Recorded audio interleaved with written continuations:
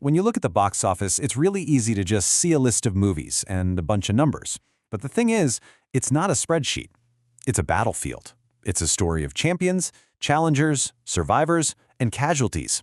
So, let's dive into this week's explainer on what was a truly brutal 2-week war at the movies.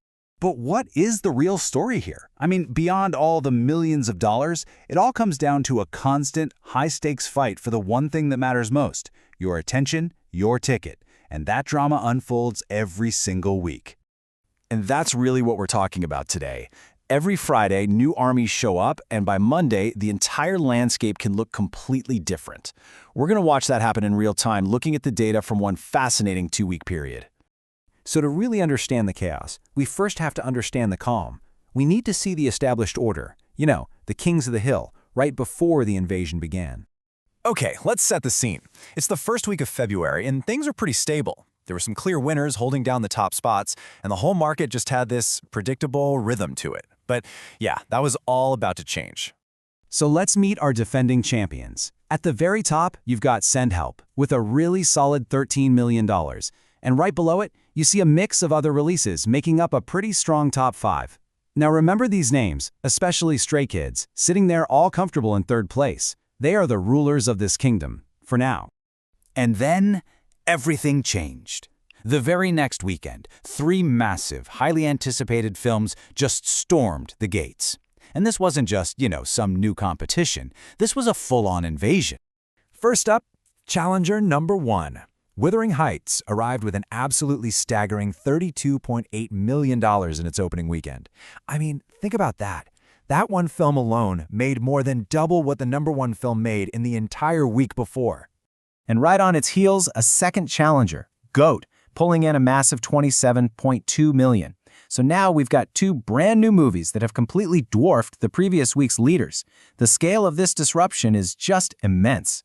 And the third invader, Crime 101, wasn't slacking either, opening with a very strong $14.2 million. The real takeaway here is that the top of the chart was completely rewritten in the span of a single weekend, just like that.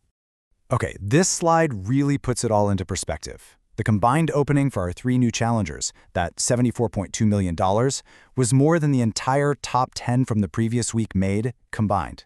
They didn't just take over the box office, they pretty much were the box office. Well, when an invasion of that magnitude happens, there are always consequences. Some of last week's champs managed to hold their ground, while others, they pretty much vanished.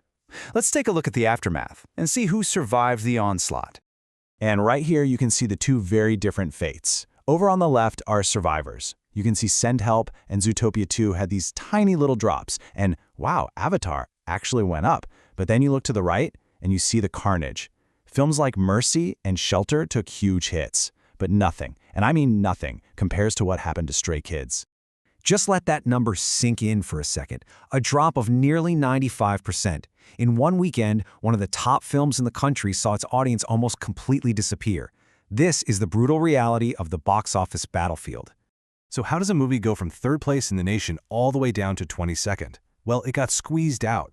With 3 new blockbusters demanding every screen and all the media attention, there just wasn't any oxygen left in the room for a film like Stray Kids. It was just completely overwhelmed.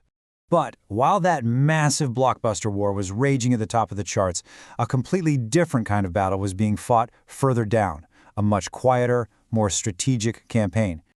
To get this next part, we have to talk about something called the per theater average, or PTA. It's not about how much a film makes in total, it's about how much it makes in each individual theater. And for smaller indie films, this number is everything. A high PTA proves you've got a passionate audience, and that's the ammunition you need to expand into more theaters.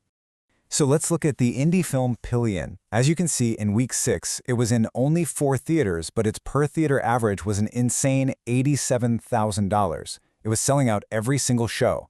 So based on that incredible success, in week 7, it expanded to 24 theaters. Now the average dropped, which is totally normal, but its total weekend gross actually went up, even in the middle of that blockbuster invasion. And here it is. This is the punchline. In its first week, Pillion, playing in just 4 theaters, was making over 20 times more money per screen than the #1 film in the entire country. This is a totally different way to define success. It's not about total war, it's a targeted, super effective guerrilla campaign. And that's really the key takeaway here. The box office isn't just one single ladder that everyone's trying to climb.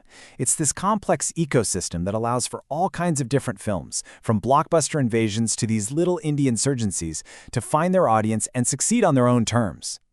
So yeah, Wuthering Heights might be the new king of the box office after this weekend.